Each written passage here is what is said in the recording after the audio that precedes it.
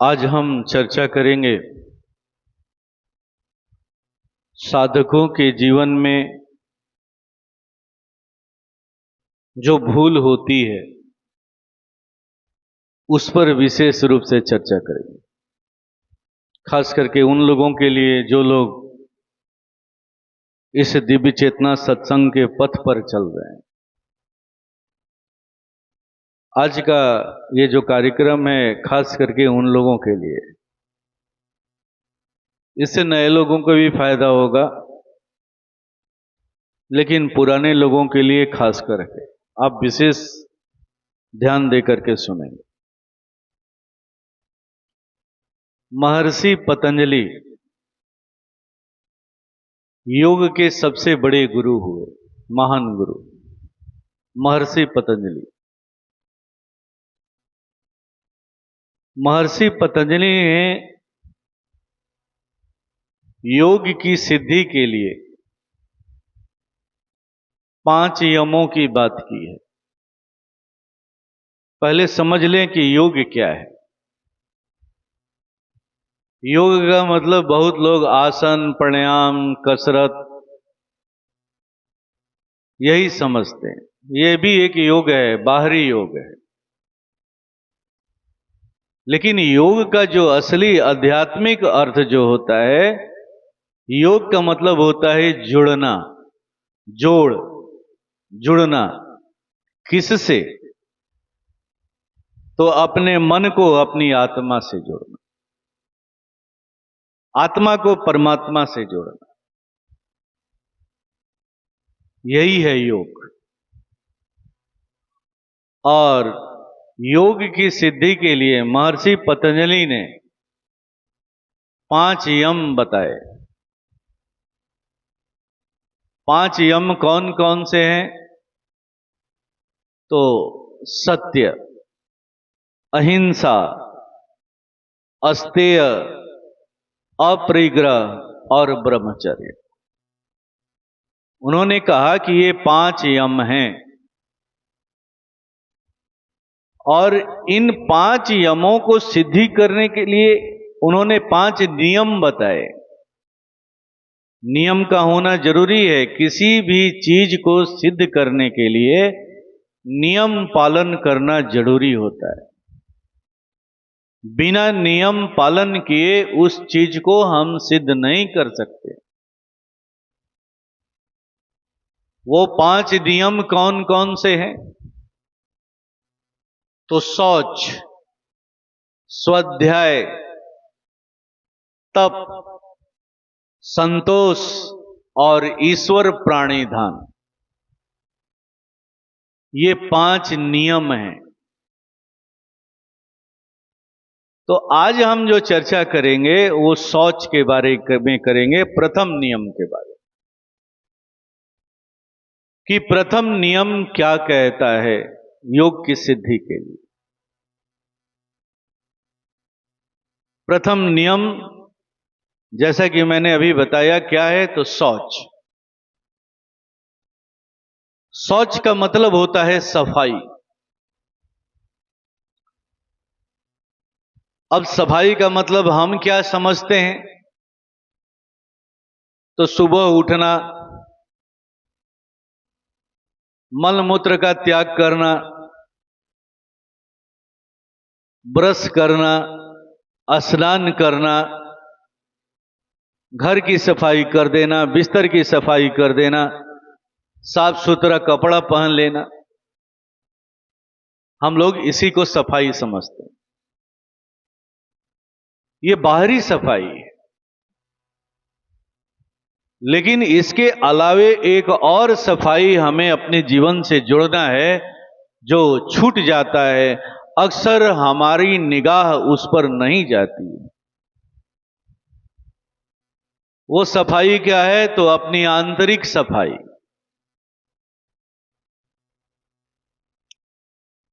हम अपने आंतरिक सफाई के लिए कुछ भी नहीं करते हैं और बार बार उसकी अनदेखी करते रहते हैं। जब तक हमारी आंतरिक सफाई नहीं होगी तब तक ये बाहरी सफाई भी किसी काम की नहीं, किसी काम की नहीं। ये बाहरी सफाई तभी पुष्पित होगी, फलित होगी, जब हम अपने आंतरिक सफाई के लिए भी कुछ करें, उस पर ध्यान दें, उस पर नजर रखें।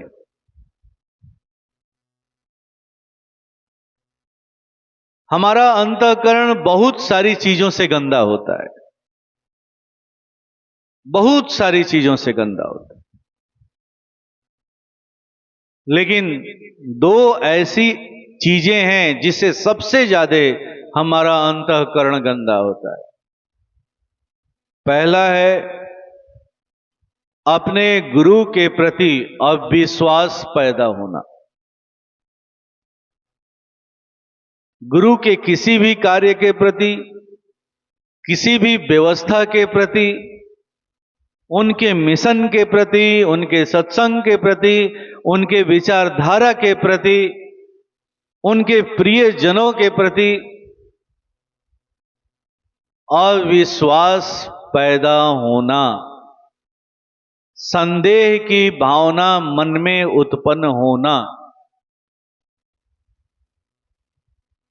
ये रोग ही नहीं है, महारोग है, महारोग है। एक साधकों के लिए ये रोग नहीं है, महारोग है। और दूसरा है अपने सत्संगी भाइयों के प्रति ईर्ष्या का भाव पैदा होना। ये दो रोग नहीं है, महारोग है, महारोग। इसको अध्यात्म के क्षेत्र में रोग नहीं, महारोग कहा जाता है, महारोग। जिससे हमारा अंतःकरण सबसे ज्यादा गंदा होता है, सबसे ज्यादा गंदा। और ये महारोग किसी साधना से ठीक नहीं होता है, ये भी याद रख लीजिएगा। जब ये महारोग लग जाता है, ये कैंसर के समान है। और जब ये महारोग लग जाता है तो ये साधना से ठीक नहीं होता है, तपस्या से ठीक नहीं होता है। ये रोग गुरु कृपा से ठीक होता है। बहुत भाग्यशाली वो लोग होते हैं जिन पर गुरु कृपा होती है और गुरु कृपा से ये रोग ठीक होता है। जब एक साधक के अंदर में, एक भक्त के अंदर में अपने गुरु के किसी निर्णय को लेकर के, अपने गुरु के किसी व्यवस्था को लेकर के, उनके प्रियजनों को लेकर के जब हमारे अंदर में कोई संदेह पैदा होता है, तो क्या घटना घटती है, कितनी अच्छी अपॉर्चुनिटी को हम खो देते हैं, मौका को गंवा देते हैं। आज मैं इसी पर चर्चा करूंगा।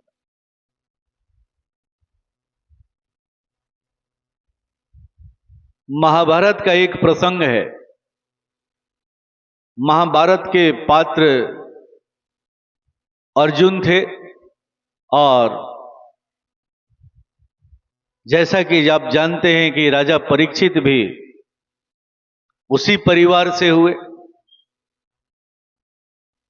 और राजा परीक्षित के एक पुत्र हुए जन्मेजय।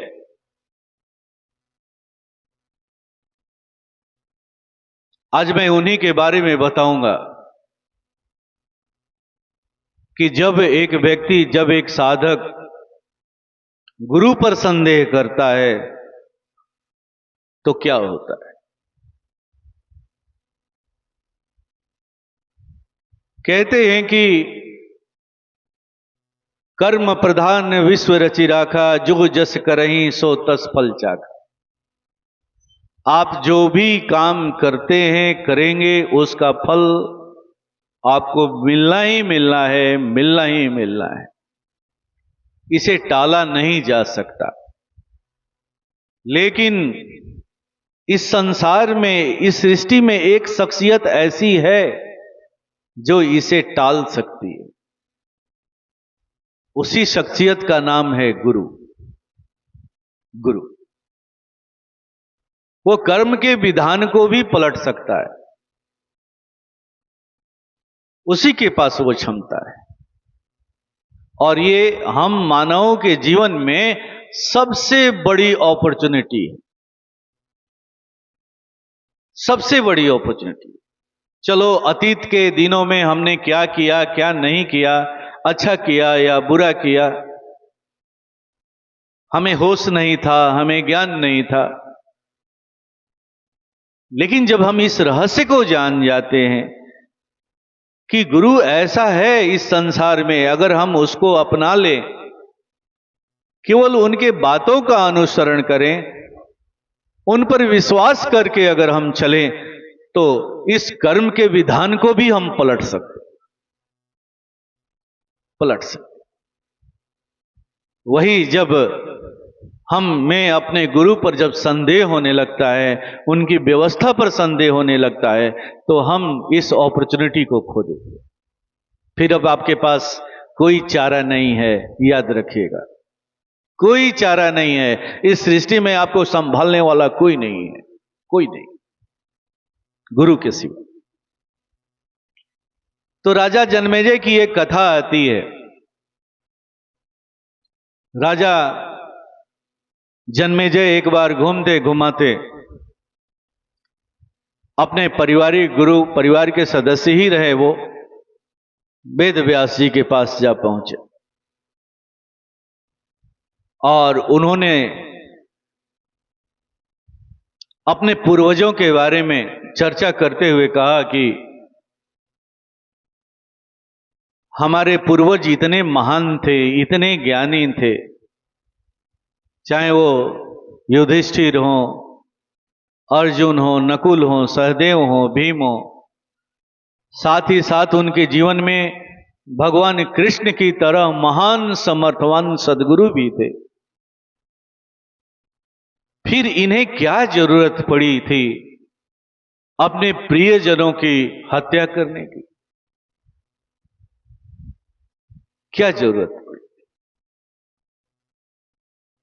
अगर ये ज्ञानी थे, ये विवेकी थे, तो कोई और समाधान भी निकाल सकते थे। वो दुर्योधन का परिवार, धृतराष्ट्र का परिवार भी तो कोई और नहीं था, अपना ही तो परिवार था। फिर क्या जरूरत थी इन्हें युद्ध करने? कहते हैं कि वेद व्यास जी ने उन्हें सारा चीज बताया, समझाया कि क्या क्या परिस्थितियां थी और उन परिस्थितियों के वजह से ऐसा निर्णय लेना पड़ा, धर्म युद्ध में कूदना पड़ा। फिर भी वो मानने और सुनने के लिए तैयार नहीं थे। वो कहने लगे कि मैं इन चीजों पर विश्वास नहीं करता। वो चाहते तो इस युद्ध को रोक सकते थे। तो वेद व्यास जी ने कहा कि देखो, जो जैसा कर्म करता है उसको वैसा फल मिलता ही मिलता है। ये जो कुछ भी हुआ है और कर्म के विधान के तहत हुआ है। और वो बार बार कह रहे थे कि नहीं, हम इसको मानने के लिए तैयार नहीं। तो वेद व्यास जी ने कहा कि ऐसा है कि तुम्हारे अतीत के बारे में मैं कुछ जानता हूं और मैं तुम्हें बता रहा हूं कि तुम्हारे साथ आने वाले दिनों में क्या घटना घटने वाली है। और चाहो तो तुम अपने विवेक और बुद्धि से उसे ठीक कर लो, उस घटना को घटने से रोक लो। कहते हैं कि वेद व्यास जी ने बताते हुए कहा कि आज के कुछ दिनों के बाद तुम्हारे राज्य में एक घोड़े का सौदागर आएगा, घोड़ा बेचने के लिए। उससे तुम एक काला घोड़ा खरीदोगे। काला घोड़े पर सवार होकर के तुम दक्षिण दिशा की तरफ जाओगे। दक्षिण दिशा की तरफ जब जाओगे तो जंगल में तुम्हें एक सुंदर कन्या से भेंट होगी। फिर उससे तुम विवाह करोगे, उसे अपने राज्य महल में ले आओगे। फिर एक दिन उसी की प्रेरणा से तुम एक यज्ञ करोगे और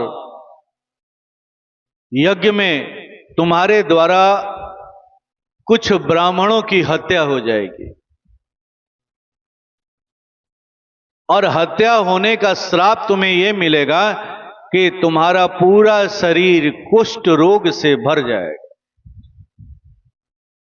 यही तुम्हारे साथ घटना घटने वाली है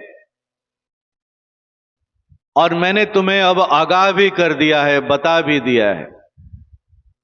तुम चाहो तो इसे अपने विवेक और बुद्धि से रोक लो, जैसा कि तुम अपने पूर्वजों पर आरोप लगा रहे हो, भगवान कृष्ण पर आरोप लगा रहे हो कि इतने ज्ञानी थे, इतने समर्थवान थे, तो क्यों नहीं उन्होंने रोक दिया? उन्हें रोक देना चाहिए था। तो कर्म का विधान तो यह कहता है कि कर्म जैसा करोगे वैसा फल तुम्हें भोगना ही भोगना है, वो टलने वाला नहीं है। और उसी के तहत ये सारी चीजें हुई हैं। तो अगर तुम्हें इस पर विश्वास नहीं है तो मैं तुम्हें बता रहा हूं तुम्हारे अतीत के बारे में। तुम इसे चाहो तो रोक लो अपने ज्ञान और अपने विवेक से। कहते हैं कि राजा सुने और बातों को नजरअंदाज करते हुए वो अपने राजमहल में चले। कुछ दिनों के बाद सचमुच उस राज्य में एक घोड़े का सौदागर आया, बहुत सारे घोड़े को लेकर के आया था। राजा ने आकर के पहले ही राज्य में यह घोषणा करा दिया था कि आज के बाद इस राज्य में कोई भी घोड़ा नहीं खरीदा जाएगा। सौदागर इस बात को जानता नहीं था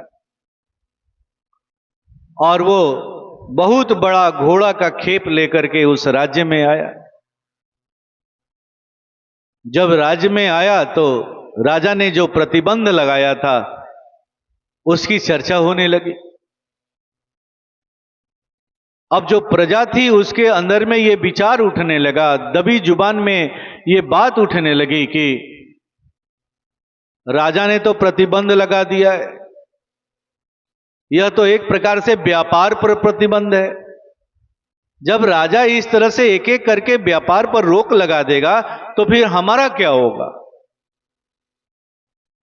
हम लोग तो निकम्मे हो जाएंगे। कहते हैं कि राजा के विरोध में ये विचार उठने लगे, ये बातें चर्चा होने लगी। राजा का दूत राजमहल में प्रजा के बीच में क्या चल रहा है ये आवाज लेकर के राजा के पास पहुंचे।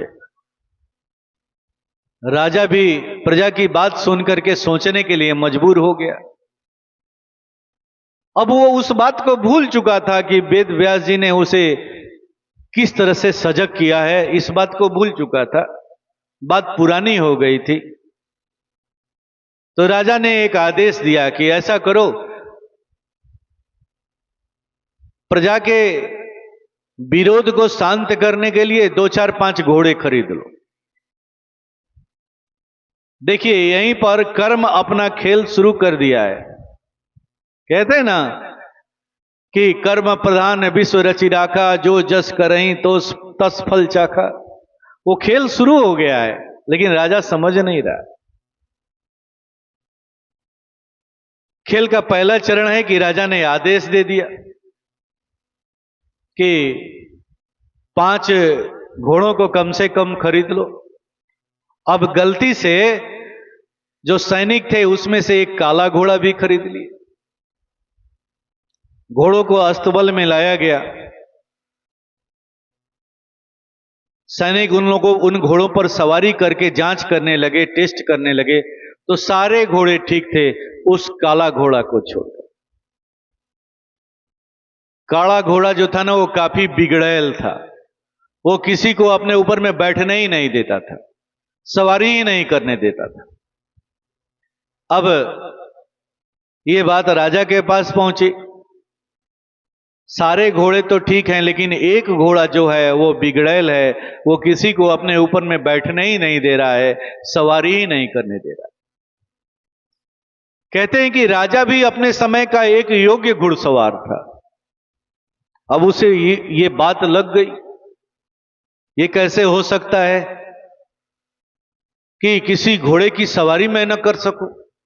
और इस बात को लेकर के राजा साहब अस्तबल में पहुंचे और उस काले घोड़े पर सवारी करने लगे और सवारी करके उसे लेकर के जंगल की तरफ निकल गए। जैसे गुरुजी ने बातें बताई थी, घटना धीरे धीरे वैसे ही घटती जा रही। राजा काले घोड़े पर सवार होकर के जंगल की तरफ निकल जाता है। जंगल के मध्य में पहुंचता है तो सचमुच उसे एक सुंदर कन्या से भेंट होती है, जिसके माता पिता नहीं हैं, वो अकेली है, परेशान है, विपदा में है। उसकी स्थिति देख करके राजा को तरस आ जाती है और राजा उसे राजमहल में ले आते हैं और उसे सुरक्षा देने के लिए उसे विवाह कर लेते हैं। कुछ दिन तक गृहस्थी बहुत ही सुंदर चलती है। एक दिन जो नई रानी है, उसके मन में विचार आता है कि क्यों नहीं एक यज्ञ कराया जाए। और कहते हैं कि यज्ञ की घोषणा की जाती है।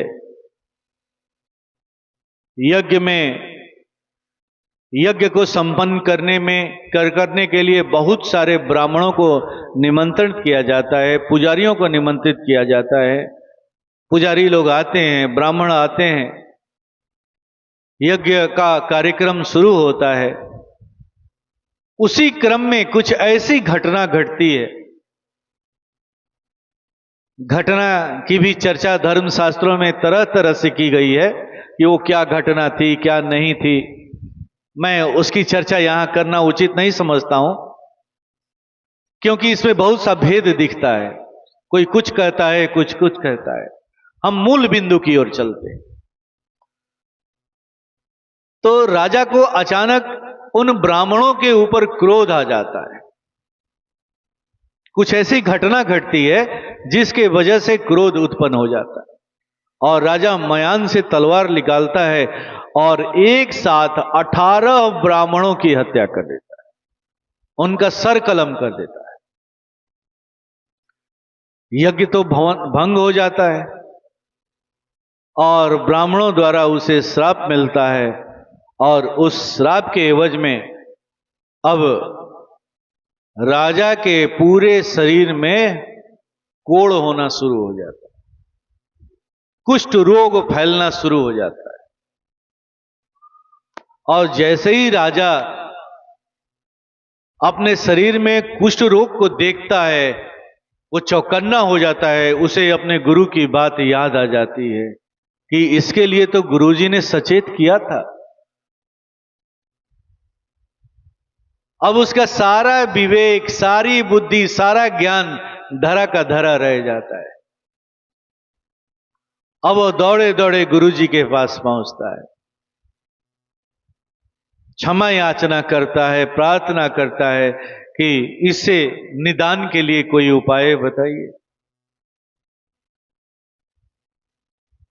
गुरुजी कहते हैं कि ठीक है, मेरे पास एक निदान है, इसका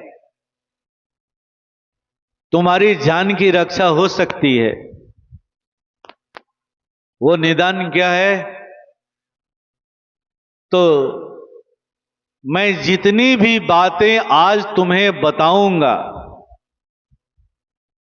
वो सारी बातों को अक्षरशः तुम्हें स्वीकार करते जाना होगा। तनिक भी उन बातों पर संदेह नहीं करना होगा।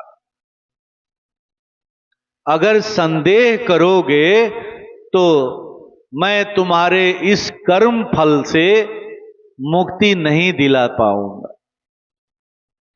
हां, अगर तुम मेरी बातों को अक्षरशः पालन करोगे तो और स्वीकार भाव से पालन करोगे तो मैं इस कर्म के विधान को पलट दूंगा। राजा ने कहा कि ठीक है, मैं आपके शर्त को स्वीकार करता हूं। शर्त भी अद्भुत था। शर्त में था कि गुरुजी को राजा जन्मेजय के जितने पूर्वज हुए, अर्जुन हुए, कृष्ण हुए, ये युधिष्ठिर हुए, नकुल हुए, सहदेव हुए, उन्हीं की गाथा को सुनाना था, उन्हीं के पराक्रम की चर्चा करनी थी। क्योंकि राजा को उन्हीं पर तो अविश्वास हो रहा था ना, उन्हीं के पराक्रम पर अविश्वास हो रहा था। तो उन्होंने कहा कि मैं तुम्हारे पूर्वजों की ही कहानी तुम्हें सुनाऊंगा और तुमको उन पर अविश्वास नहीं, पूरी तरह से विश्वास करना होगा। और कहते हैं कि गुरुजी ने कथा शुरू की। युधिष्ठिर के कौशल के बारे में कथा शुरू की। जो कुछ भी बातें बता रहे थे राजा जन्मेजय उसे स्वीकार करते चले जा रहे थे। अर्जुन के बारे में वो चर्चा किए तो वो भी स्वीकार करते जा रहे थे। नकुल और सहदेव के बारे में जब चर्चा कर रहे थे तो वो भी स्वीकार करते चले जा रहे थे। और जैसे जैसे गुरु की बातों को स्वीकार करते चले जा रहे थे वैसे वैसे उनका कुष्ठ रोग भी धीरे धीरे धीरे धीरे खत्म होते जा रहा था, ठीक होता चला जा रहा। राजा का और विश्वास बढ़ रहा था। और राजा गुरुजी अब भीम पर आते हैं और भीम के कौशल के बारे में जब चर्चा करते हैं कि भीम के अंदर में तो 10,000 हाथियों का बल था। और महाभारत के युद्ध में भीम किसी भी एक हाथी को पकड़ता था तो इतना जोर के घुमा करके फेंकता था कि वो अंतरिक्ष में चले जाते। यही वो चर्चा कर रहे थे। और जैसे ही ये बात गुरुजी ने कहा, राजा जन्मेजय के अंदर में जो स्वाभाविक गुण था तर्क करने का, अविश्वास का, वो पैदा हो गया। उन्होंने झट से कहा कि क्या कह रहे हैं गुरुजी, ये कैसे संभव हो सकता है कि एक मनुष्य के अंदर में 10,000 हाथियों का बल हो सकता है? ये मैं विश्वास नहीं कर सकता, ये मैं विश्वास। कहते हैं कि राजा जन्मेजय ने जैसे ही ये बात को कहा, गुरुजी ने अपनी बातों को रोक दिया और कहा कि मैंने तुम्हें चेताया था ना कि मैं जो कुछ भी कहूंगा उसे तुम स्वीकार करते जाओगे, स्वीकार करते जाओगे। आज तुमने इस व्रत को भी तोड़ दिया। जाओ, अब मैं कुछ नहीं कर सकता, अब इस कर्म के विधान को मैं नहीं पलट सकता। और कहते हैं कि सचमुच वैसे ही घटना होती है। पुनः वो जो कुष्ठ रोग ठीक हो रहा था, हो चला था, थोड़ा सा अंश रह गया था, वह पुनः फैलता है और फैलते फैलते पूरे शरीर में फैल जाता है और उसी के वजह से राजा जन्मेजय की मृत्यु हो जाती। तो ये है, जब हम गुरु की बातों पर, गुरु के संदेशों पर, गुरु की व्यवस्था पर हम किसी भी तरह का जब संदेह पैदा करते हैं तो उस अपॉर्चुनिटी को खो देते हैं। उस एक अपॉर्चुनिटी को खो देते हैं कि गुरु चाहे तो आपके कर्म के विधान को भी पलट सकता है, खो देते। जो लोग इसका पालन करते हैं सचमुच उनके जीवन में वो चीज देखने को मिलता है और मिला है। गुरु ने कर्म के विधान को पलटा है, पलटा है।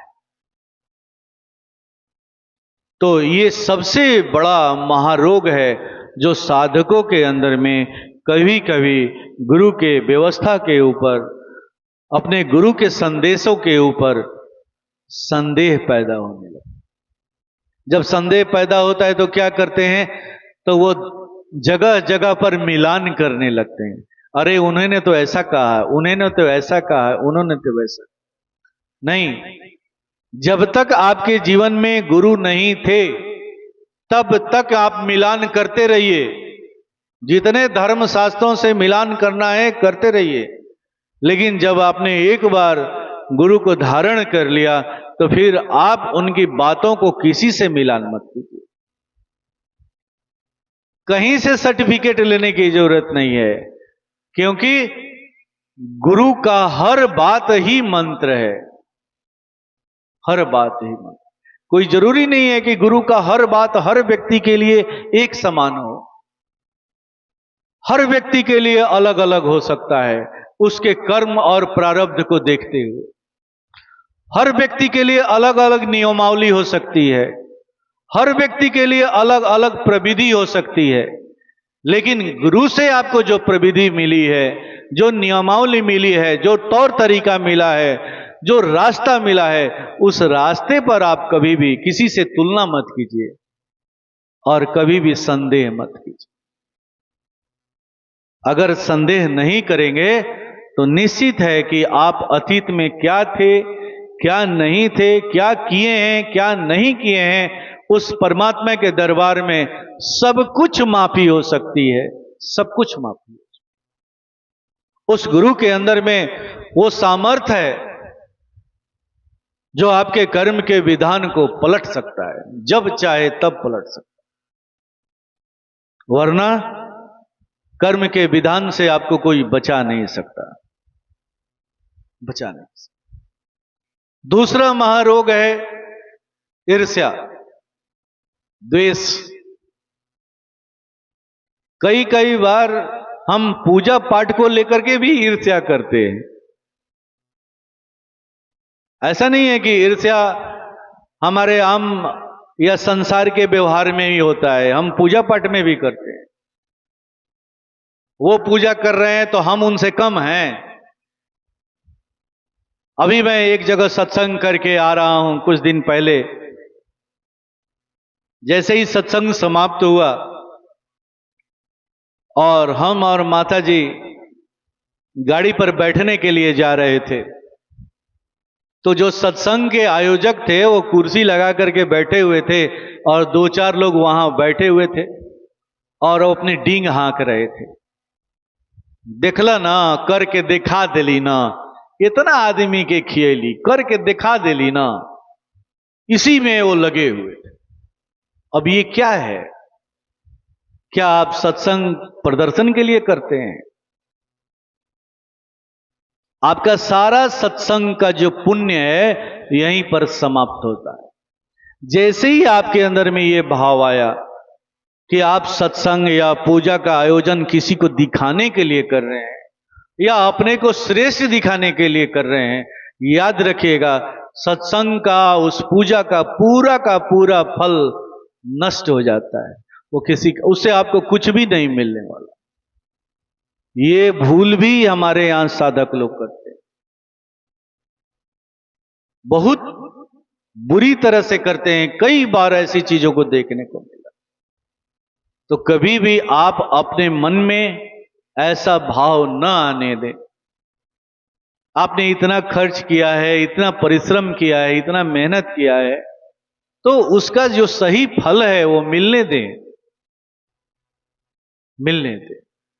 कई कई बार देखा गया है, ऐसा भी देखा गया है कि किसी के सत्संग को बंद करने के लिए हम सत्संग का आयोजन करते हैं कि वो सत्संग कर रहा है, आगे बढ़ रहा है, तो चलो यहां पर उसके कंपटीशन में शुरू कर दो, उसको दबा दो। ये सारी जो गंदी सोच है, ये सोच कभी, ये ईर्ष्या से संबंधित सोच है जो हमारे अंदर में कभी कभी जन्म लेती। और सत्संग तो हो जाता है, लेकिन सत्संग से जो फायदा मिलने वाला है, जो लाभ मिलने वाला है, वो लाभ नहीं मिल पाता। बहुत थोड़ा सा आंशिक लाभ मिल करके रह जाता है, नहीं मिलता। जब मैं वहां से आ रहा था, जब मैंने ये सुना किसी को कहते हुए कि देखो मैंने करके दिखा दिया ना, अब मेरे साथ क्या हुआ मैं क्या बताऊं। जैसे लग रहा था कि कितना बड़ा पाप हो गया, इसने तो पाप किया ही किया, हमें भी इस पाप में भागीदार बना लिया, हमें भी भागीदार बना लिया।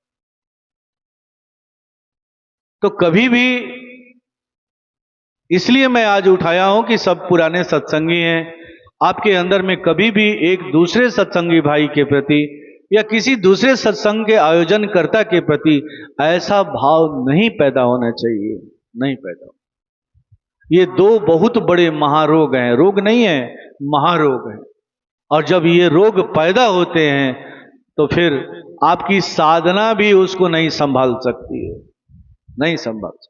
गुरु की विशेष कृपा, विशेष दया ही आपको संभाल सकती है, वरना फिर आपको कोई नहीं संभाल सकता। ऐसे महाप्रभु के दरबार में हम सब बैठे हुए हैं। आइए प्रभु से प्रार्थना करते हैं कि हे प्रभु,